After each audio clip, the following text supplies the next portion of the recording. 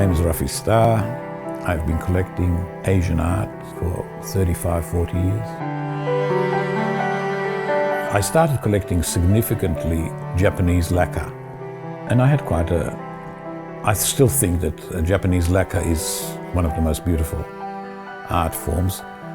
And then, for various reasons, I moved on. I got interested in Buddhist art, Buddhist sculpture. I find it very serene, very relaxing, beautiful, very peaceful.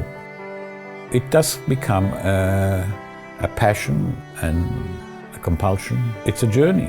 At the end of the day, it's a journey. When I started, I didn't anticipate that it would be anything like what it is today.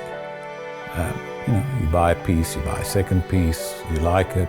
The only significance has always been with me when I'm buying something is that I've got to find it beautiful. It's got to appeal to my aesthetics.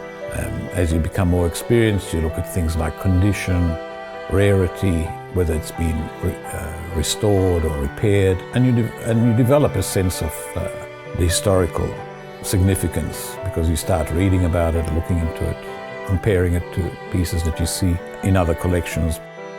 The whole history of Buddhism started in India and then moved around the whole of Asia, Southeast Asia. And it's quite interesting when you take different pieces of a similar figure from different areas and you see the development over time and space. All these pieces were made by people who are anonymous.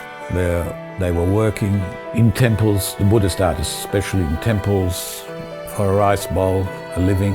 They didn't look at it as art, that they were making religious sculptures. In the ceramics, all the ceramics, the top ones were made for utilitarian use, for everyday use. I mean, this is simple. Sung dynasty, porcelain glazed thing, beautiful.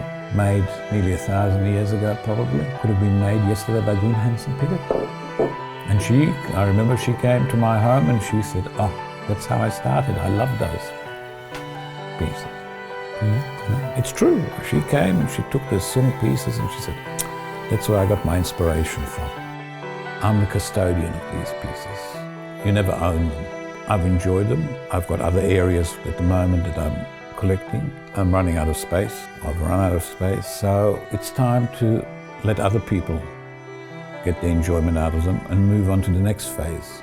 A lot of the pieces that are in this collection have come from some very famous collections previously. And that's how it goes. Some end up in museums and some end up in private collections. Although I'm keeping quite a few pieces also.